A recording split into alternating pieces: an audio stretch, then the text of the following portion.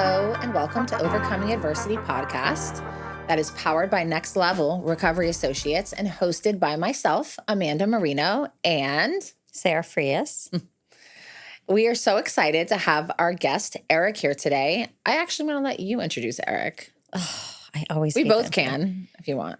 No, I mean, mine might be a little bit less professional. Anyway, I'll do it. Just go, babe. Okay, so here I am. So Eric Bricker is someone that I met.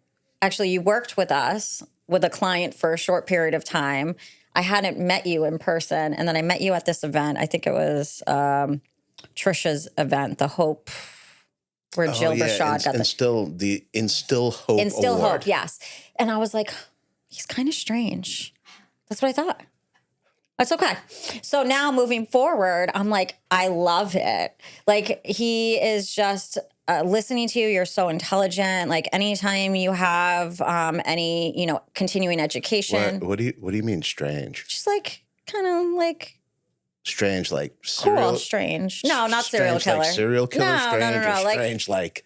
No, like funny. Oh, okay. Yeah, funny strange. It's a good thing. All right. I like funny strange. So you fit the envelope to be friends with me. That's what I was going for. Yeah. And so I started going. She did not mean that offensively. No, I know. He doesn't care. I know. He's fine. I was trying to create a moment and I failed and now it's really awkward. No, there's a moment right now. It's happening. So then I started going to your presentations that you were doing, the grief, prolonged grief process, and I was like amazed. I've never heard about it, to be honest with you, as someone like that had been pretty new to this field, behavioral health field. And just the way you presented, I was never bored. Everything was like, I was retaining all your information. And I just found the topic to be so interesting that I went to the next one. And brought someone that needed it. Because it was more so along the lines of like grief process with like overdosing and kind of like you twisted it a little bit. I mean, you work amazing with clients. I can see firsthand. Eric, the other day when I went to go check him out at his office, it ended up, I was telling Johnny to be a therapy session for myself. And that's just how I feel very comfortable with you. So I can imagine what your clients feel like. That's very nice. And I have a lot of nice things to say about you as well, which is like I'm always, there are so many things going on in behavioral health. There's always networking meetings and, people speaking on these different topics. So when I'm having the opportunity to do that, the fact that not only that you came and supported it, but that you were genuinely interested. Yeah. You did all these things that I don't always think about doing, like taking pictures. I know. I was like, do you need these pictures? You can thank Amanda for that. I am very. But it was really nice, and I appreciate Of course. all of that. And, it's good to have friends. Yes. Hey guys, I'm here too. Amanda. Hello. Okay. Now you do your thing. Now you talk about Eric. Hello. No, I'm just kidding. So Eric I did your podcast. Yes, you did. So Ashley Zarmanian and Essen both told me that Eric was scared to, Eric was scared to have me on his podcast because she does so much stuff. What would she talk about? And I think I had one of the most raw, vulnerable interviews with you that I've ever had. I love it. Oh, well, thank you. Thank you. I'm glad that you had a positive experience with that. I enjoyed doing the interview. I listened, when you listen back to them, you're like, okay, we got something really good here. Yeah. And it's really like a side of this lady where it might not, because it's like you're talking about why, because everyone sees the stuff on social media, but there's always going to be like a why and a how and why you're doing all this and how'd you get started doing it and what the point of it is. And so I figured that would be worth looking at, and that fits into the context of your whole life. And you were amazing. And we got all of it. And, that's the why and the how of it. And I enjoyed doing it. I thought it was, I listened back to it. You kind of know when you're listening back, you're like, yeah, we got it. Like, this is going to be good. And you can feel it. But more than anything, when I do these things, I'm always thinking about,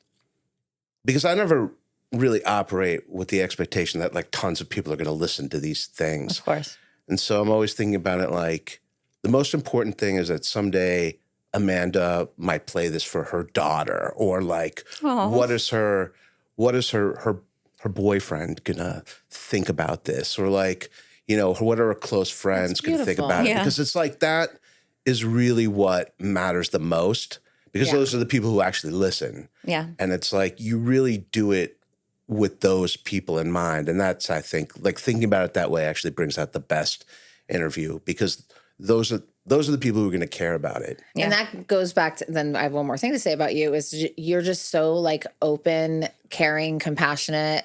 And I think anyone that has you as their therapist is blessed. Yeah. So you are a licensed therapist. Let's get into who are you, Eric Bricker?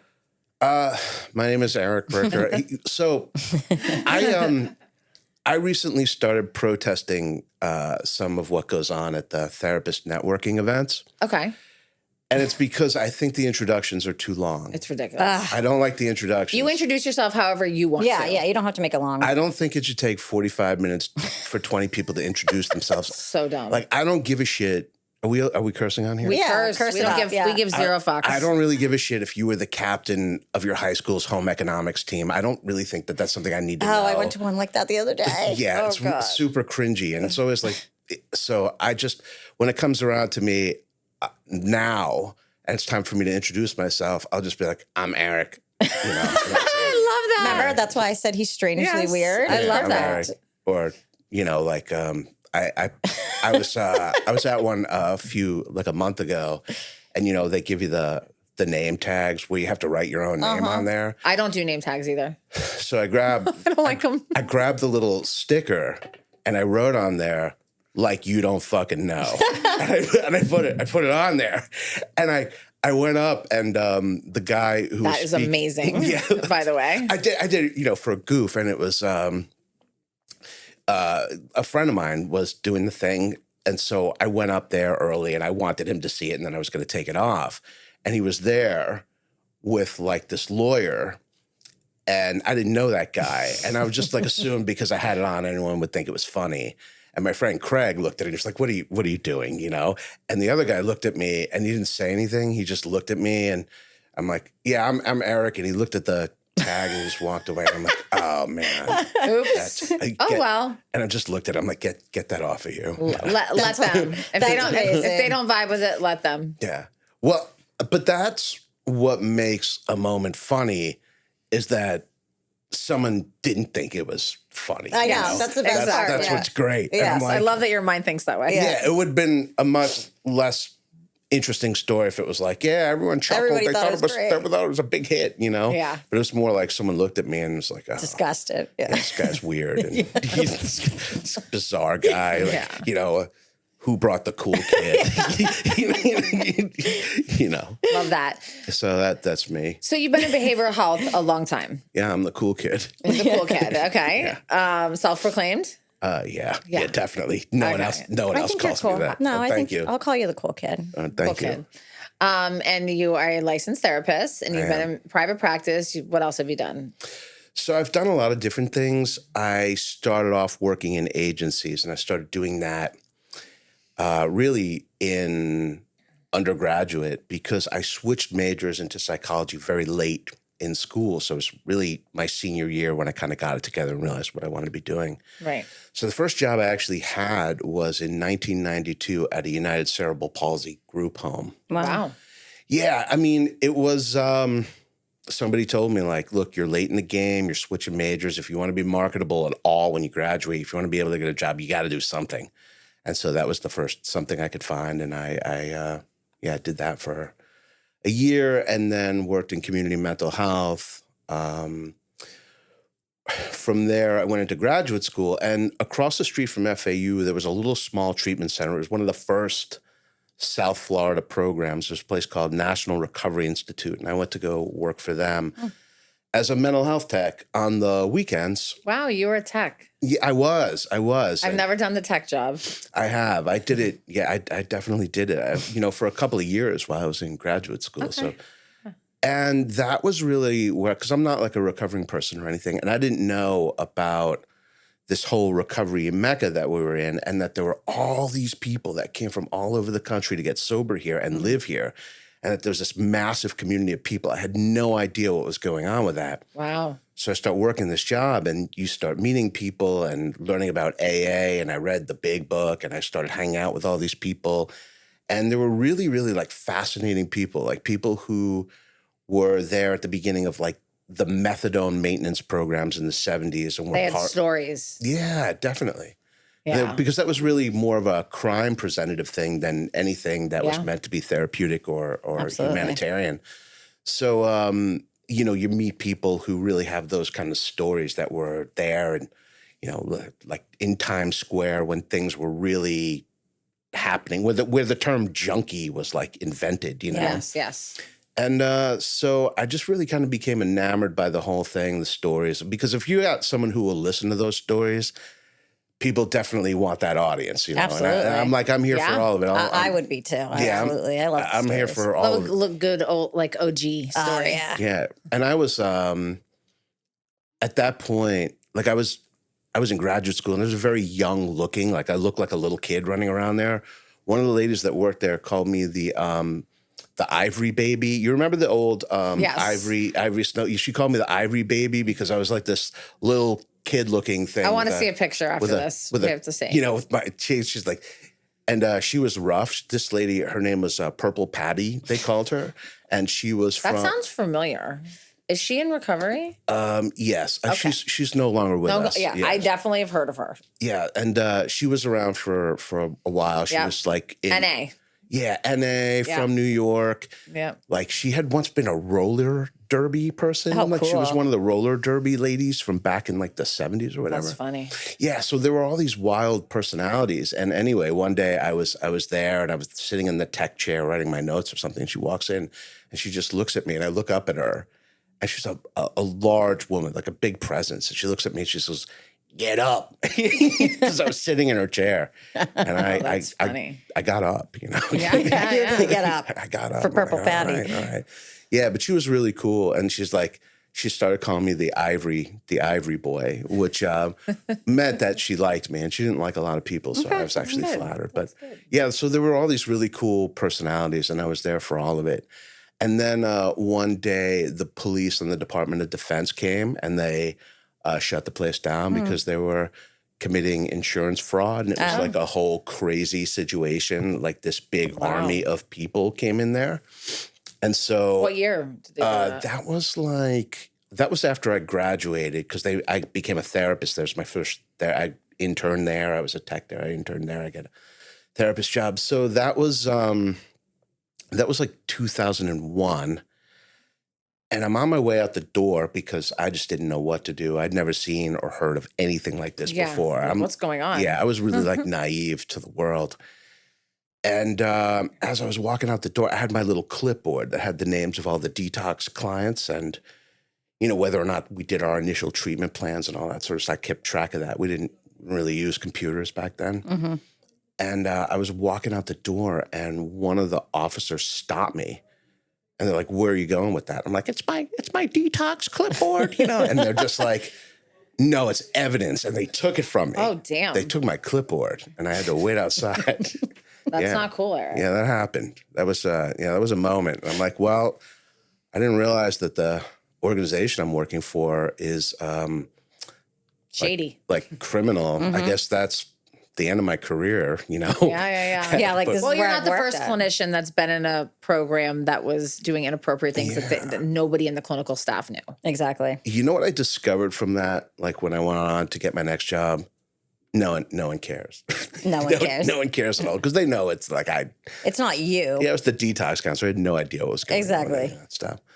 So from there, I went on to the Hanley Center. That was it was Hanley Hazleton at the time. So it was like a Hazleton facility. Oh. So that was really cool. And then from there, it was the Wellness Resource Center. Mm-hmm. So you were asking before about like my experience working in the field and how things have changed. It's changed. Fun. That was really kind of a landmark situation for me because that was one of the first places down here that addressed comorbid psychiatric disorders and substance use disorders as a distinct thing. Like this is what we treat. And prior to that, there was a lot of pushback. Even when I was at National Recovery Institute, you would hear even some of the clinicians were very opposed to the idea of people having mood disorders and being on antidepressants. I have heard people in clinical roles actually say things like, if you go on Prozac, if you take an antidepressant, you're now getting your alcohol in a pill. Oh, that is insane. And that kills people. It does. But at that time, I know we didn't know any better back then. People said things like that. And I think people thought that way. Right. Because the research was just coming out about the levels of comorbidity and how many people with substance use disorders also have, mood disorders and anxiety disorders. So going to work with a population that was more exclusively that with the substance use disorder, that was really eye-opening because it was really kind of like a newer modality. And this is going back to 2004. I started with Wellness Resource Center. So that now opens you up to this whole other element of it, which really kind of forged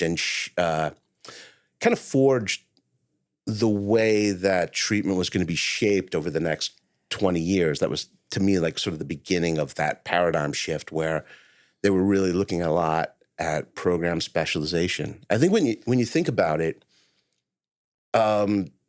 alcoholism has only really been identified as a disease by the American Medical Association since like 1955.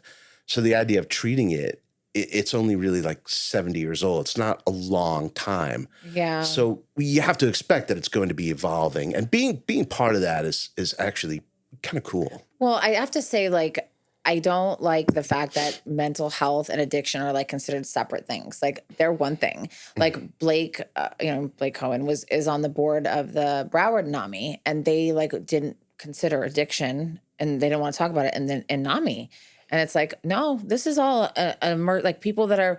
We don't know what comes first, the chicken or the egg. Is it the trauma? Is it the substance use disorder? Whatever it is, they're one. Like, and they are tied together. And I can't think of any client we have that has substance use disorder without something else. Yeah. Well, it's an evolving paradigm shift, and I think that's one of the ways in which it's evolving for the better. Yeah, absolutely. Because now you have these people who are truly getting their needs met, where historically there might have been pressure to not go on medication or something like this. Yeah, judgment. And now every treatment center has some kind of psychiatric staff. It's in the laws and rules that you have to get psychiatric evaluation when you're in a program. So to whatever degree it happens in different facilities, and I think some are better than others, but everybody's getting access to that kind of care. And now it's really swung in the other direction where there's, it's more considered in some programs, the primary where the substance use disorder is secondary to it. And I think it's arguable, depending on who you're talking to. Absolutely. But it's good that all of that is now routine. I mean, because I'm only going back like 25 years ago. That's a long time, though. 25 years? Yeah, and that's a lot of lives that, could have been saved and changed with what we have today. And that makes me sad. Yeah, me too. But you got to look at it as another. So I'm in abnormal psych right now, and we're talking about how everything has transformed. Like even in the DSM, how things have changed, and being treated equally for, say, people that are gay, right, versus them being put away, or someone that is acting crazy, just locking them up instead of looking at like treatments and stuff like that. So I find it interesting. I was thinking when you were talking about it, like, everything's always evolving. Like you look at each piece, like say we talk about transgender. Yeah. Transgender has been around forever. I didn't know that because it hasn't really been talked about. And in the book that I'm reading, it's about like transgender has been around forever. Yeah. Of course. But time. Now we're able to talk about it and have an understanding, and people feel a little bit more comfortable, right, to talk about it because there's not as much criticism and judgment. So kind of everything is just evolving. And, we takes talk about time. Yeah. And those things that we look at as abnormal, a lot of people have more of an understanding. It's when you don't have an understanding of it. I try to think about these things in terms of like time, the passing of time. So if we look at 2000, 2001, people are starting to get a little bit more open to the idea that There's they called it dual diagnosis back then. Now they co-occurring comorbid disorder. So what if we went back 20 years from there? Like, what was the conversation like in 1981?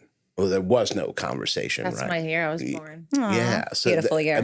yeah, right. So there was no conversation. Or 20 years before that. And you know what's something else in the mental health arena that's now finally getting some attention is perimenopause. Oh, yeah. Because I don't know how women have survived centuries without any kind of support, or that changes your mood, it changes your mental health, it changes everything. Yeah. And finally that's getting a little bit of love. Yeah, your hormones are all jacked up. Yeah, how do women survive? That's why they would send them to crazy places, nut houses, psych hospitals. Well, they called them nut houses back then.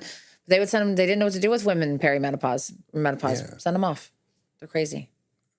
So we're evolving in a lot of ways. Yeah, that's it. See, not to throw you into the uncomfortable female conversation. Well, what I'm realizing is that I'm evolving, right? Because as you said that, the jokes are right there. And I'm just like, I'm at a point in my life where I'm not impulsive enough and smart enough to be like, nah, man, leave it in the chamber. You're going to get all fucked up here if you start. And especially if it's not funny. Like, you know, yeah, it's definitely a sensitive topic to me. Well, because I mean, I'm married, you know what I mean? Yeah. Like I know all that stuff. Yeah, I know as much about it as I guess I need to. Yeah, and it seems like it's a lot. Yeah, it's a lot. So yeah, we've come a long way. What about like how we connect as professionals? Like, what have you seen evolve as that? Well, it's interesting. I have a lot of different thoughts on that. I think. Well, let me ask you this: when you talk about connecting as professionals means a lot of different things. It's definitely no longer a therapist. You have therapists, you have coaches, you have life coaches, you have interventionists, you have medical doctors. And I think there's been shifts in all of these different things. So when you talk about professionals, make it a little more narrow for me, like what So respect? for you, at like going into private practice from the beginning to like today, with all the, it's hard to narrow it down because I'm not like thinking of it. Okay. Like, because we like the collaboration, I feel like has evolved, and the communication and things like that, I think and adding the other pieces. So like wherever you want to go with that. So it's really interesting. I think that as much as South Florida often gets a bad rap, and deservedly so because of some of the things that have happened here, we're on the up nationally. We're making our comeback. I think so you know. I go around and I know. Yeah, no, and I think we should, because in my experience, we really are a place of innovation in terms of what people are doing here clinically. Like, I don't think you could go to any other part of the country and find as many, just say, even therapists that have the EMDR training, that have the trauma trainings, the IFS trainings, like all of these different modalities. And I think that really comes from the fact that we have this whole behavioral health industry here, which is treatment, which really creates this incredible training ground for all of these people to cut their teeth and pick these different directions to go in. So for me, for example, being in those environments created the lane for me to go more into the specialty of like grief and trauma and those things. Yeah. Because that's what spoke to me. And, sometimes you find the thing that speaks to you. Sometimes you just get put there through a variety of circumstances. Absolutely. That's where I got put and developed like a different understanding of it, and then evolved in that. And then that became my specialty. For some people, it's eating disorders. For someone like John Pulse, for example, it's more of like the mental health and the psychiatric piece. But there are all of these different elements of it where this population, because addictions really encompasses like all of the different pathologies, Absolutely. every mood disorders, anxiety disorders, thought disorders, eating disorders. Digital now, which there's no criteria yet for that. So anyone that's like specialized in that, they all do it differently, because I worked with a ton of them. Oh, I didn't even think about that. It's not even, it's going to take time for the research for that. Right. You were on the digital addiction intervention show. Yeah, yeah. And there's because I had training in it, and then there was very few people, and some of the doctors they had on, like that I worked with cases, they all have a different version. Some believe in like removing it completely. Some believe in like, so there's really still no like proven, like there's no like specialized criteria or anything for it yet. It's kind of like probably not enough data. It's going to take time. I know. Remember that Ryan Hampton, when he was trying to get some data on that and research, and I don't know what happened with that. But yeah, so listen, it's getting complex. The failure to launch thing is a big thing that we're seeing a lot of too. Yeah, that was when I was with Karen Renaissance. That was a big part of what we were dealing with there, was the failure to launch population. I'm sure. It was really fascinating because it was very different than I think what most people think of it, because a lot of them are a lot of the people in that who are receiving treatment there, they're actually really quite accomplished. Some of them are college graduates and all these different things, but could not break dependency on parents. That's exactly. So some of ours don't even have substance use, or it's just they can't. They got their college degree. They were told they were going to get a career. And they're applying to a zillion things, getting nothing, but they're getting a lot on their online world. They're getting, getting connections and relationships, and they're scared to go in the real world. It's a big thing. Yeah. Human connection is changing in this generation. It is changing. It is changing. What have you seen? This is kind of off topic, but it just popped in related to like COVID. What have you seen different since that time, like with COVID? I don't know if you had your private practice like at that time. Like, have you seen a change in anything related to like any disorders more so now than before? So I think that there's a cultural shift that occurred during that time period that really actually informed behavioral health. And I think every aspect of it is really bad and really has had a profound negative impact on young people and older people as well, because as much as we were really sort of starting this dividing point politically among people, whether you're left or right, and if you're on one side and then you're talking to someone on the other side, you get into this like ideologue mentality, which is very extremist, right? And that's kind of what goes on. Yeah. And so there was a lot of back and forth. And I think the fact that COVID created such tremendous fear among people, it really deepened the divide within the country and created this idea of the other. And I think since then, people are far less accepting of other people, more suspicious of people and people's motives, more distant from each other. You see it existing in the online world. I think you see it in the real world. There, in our environment here, because South Florida, I think, was one of the places that did the best during that period. I agree, yeah. You have throngs of people coming here from all over the country, and Go away! I want my easy roads back. Yeah, I'm in so much traffic. It's it's escape from New York, right? And they're all here, all over the Northeast. Yeah, and it's so everybody is here now, so it's very densely populated, and I think when you talk about the impact on young people. Missing a full year of school, homeschooling, that is, I think, significantly impactful in terms of someone's developmental cycle. My kids didn't. The second it was open, November, my son came to me crying. He was a freshman. He's like, Mom, I can't do it. I'm going to fail. I can't stay awake in my bedroom. I want to play video. And so the second November, it was like November, both my kids went back. Yeah. I think it had profound impacts on a lot of people's socialization. Oh, yeah. Put a lot of stress on the homes. I mean, you think about it. When you have, it's not just the kid who's home that has to do homeschool. It's a kid at home that has to do homeschool and parents who have to like oversee that. That shit was awful. And nobody knew what we were doing. Like, and I was trying to build a business. It was crazy. Yeah, it was a disaster. And so I really think it created, and I think there's still people struggling and behind. And, for sure. I say it like this. People ask me a lot during COVID and after COVID, what do I think was the impact on people's mental health? And after giving that a lot of thought and working, because I was working the whole time. Me too. Flying, traveling, everything. I would say this.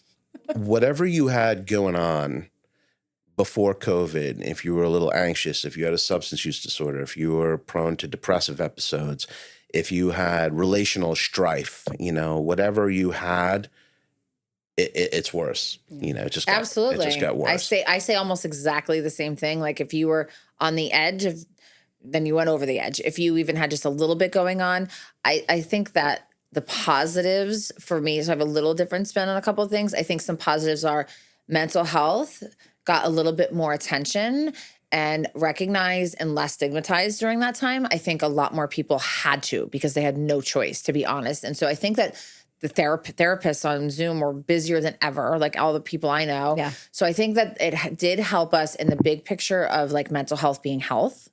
I do think that that a lot more the isolation though for some people that were already like isolated and anxious to leave their home, that made it worse for them.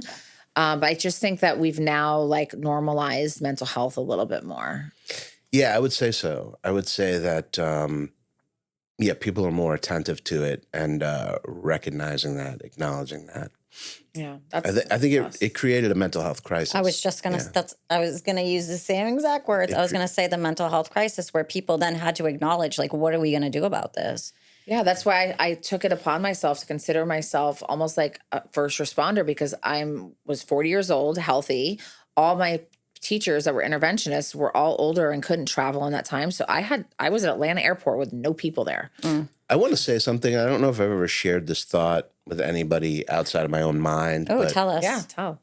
Shout out to AA for how this organization that has no hierarchy, really, right? Yeah. Because it's all, self-supporting and I mean, I know there's a little bit of national hierarchy, but really it's all self-supporting and everyone is essentially a participant and a volunteer for how they rallied and create, because it's all over the country.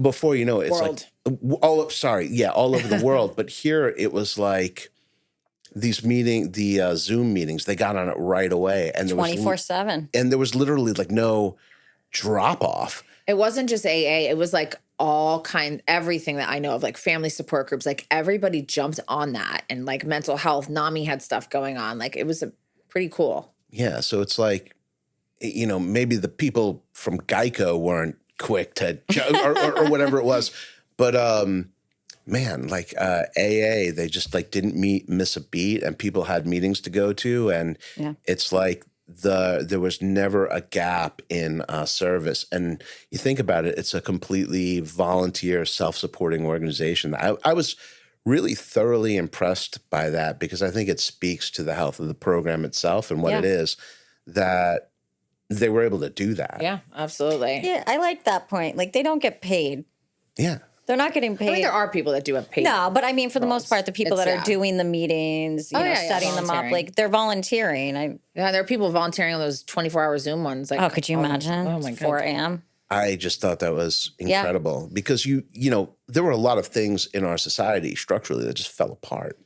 I remember my mom, I had survivor's guilt. My mom was like, oh my God, man, did you see everybody's losing their job? People are struggling. And like, we were like killing it because we were needed because we were still willing to do stuff in person. And there was so many people in crisis, like going to the intervention with the 2 phones, knocking on the door. Knocking on like the doors, crazy, just like I had to get creative like from the get-go. So I had survivor's guilt at first, but then I was like, no, this is needed. I have to do this. Like I have to show up.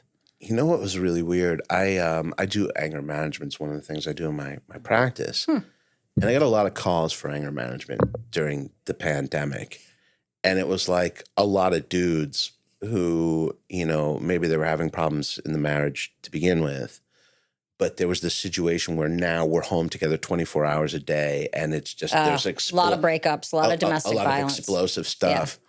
Yeah. And in a couple of weeks, I got like 4 phone calls from guys who were in these like abandoned COVID motels, which looks like the end of society because there's no one in there. And if you go into a hotel or a motel in that time, you're kind of like sequestered into a room. Yeah. Like you can't like leave it. Yeah. There's no people. Common area. Yeah. Interact. So you're just in this, it's like a strange prison, you know?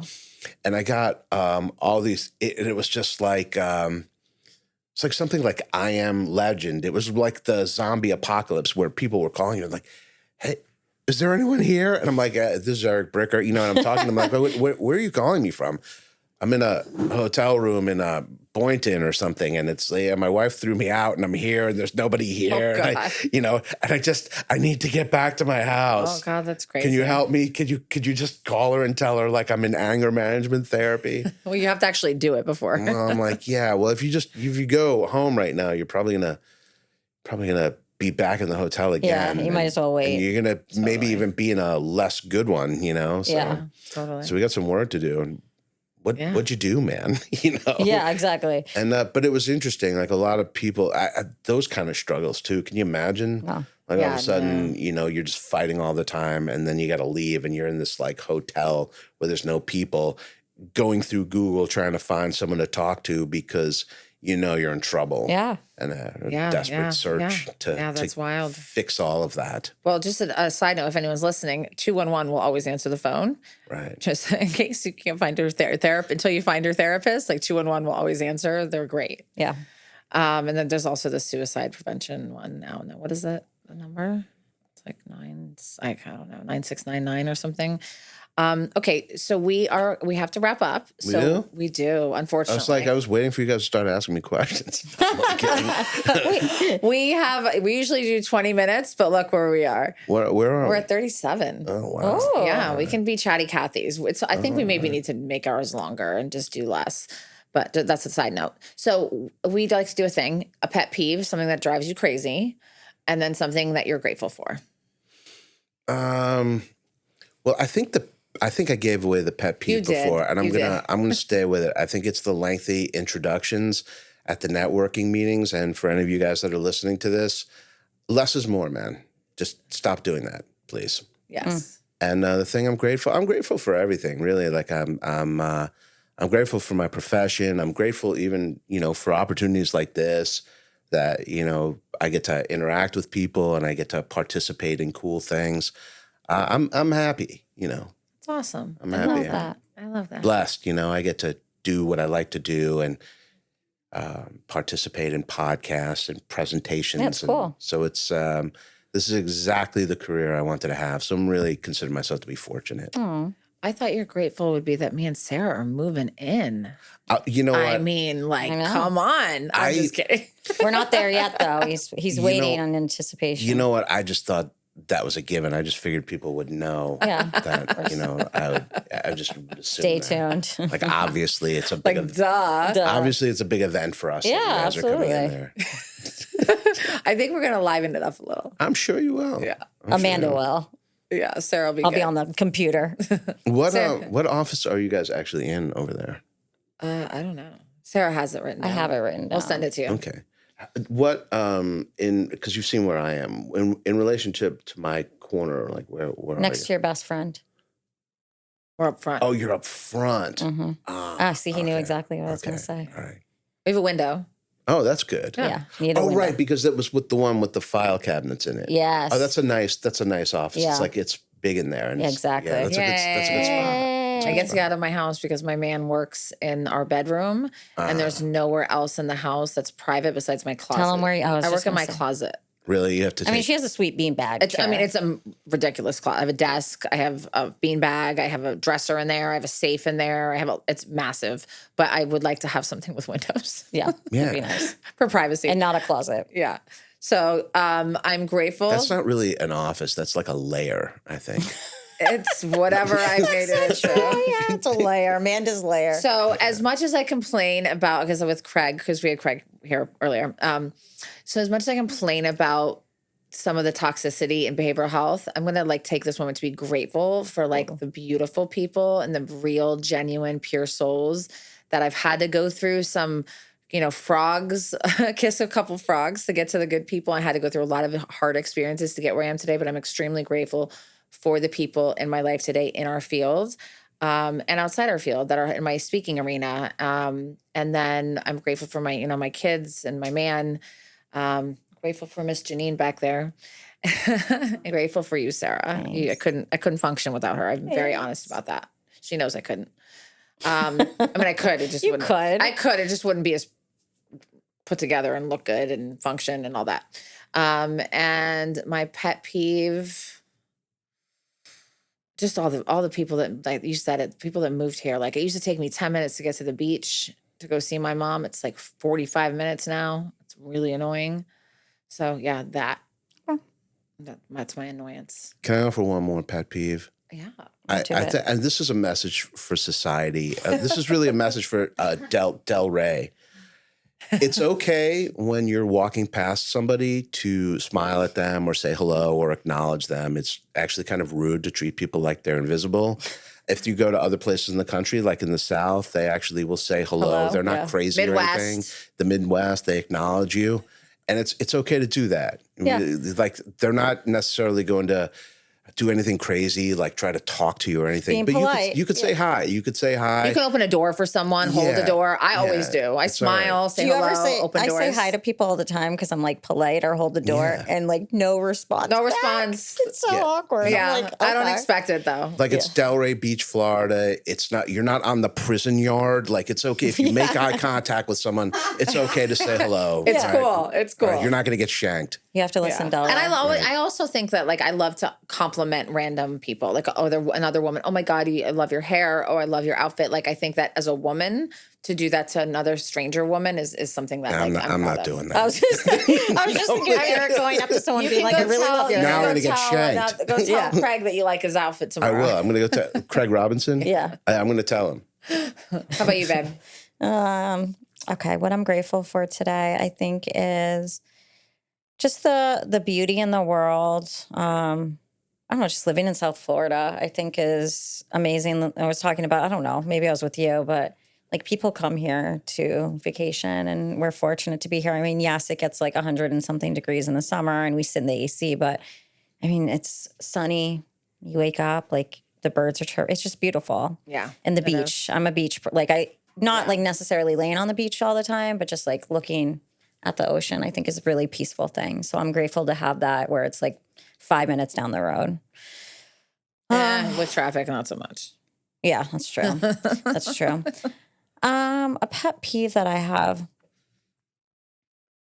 I don't know. Mine is your socks and sandals right now. Yeah, I know. Everybody hates that. Just kidding. I guess when my kids ask for a snack when I know they're not going to eat it, and then I tell them they're not going to eat it, and then they scream and cry, so I have to give them the snack. Example, apple yesterday. Yeah. Both of them wanted apples. I said, you're not going to eat them. Yeah, I am, Mommy. And I gave them the apples, and what did they do? Not eat them.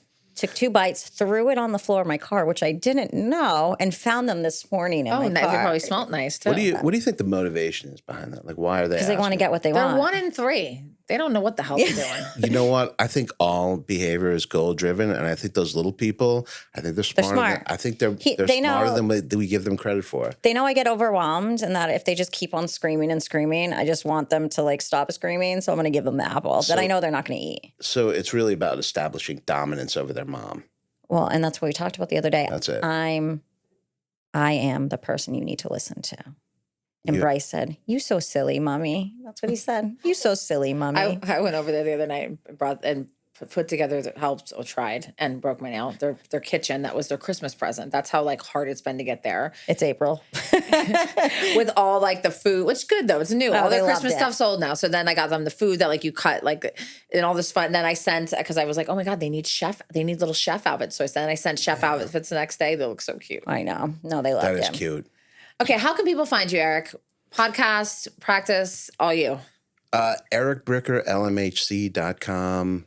Yeah, that's the best way. All my stuff is on my website. And Good Counsel Podcast on all platforms. Yeah, Apple, Spotify, Google Podcasts, and they're on my website as well. So everything's right there. So you're going to check them out. You could see a lot of the community's big names, like Amanda Marino is on there. Woo.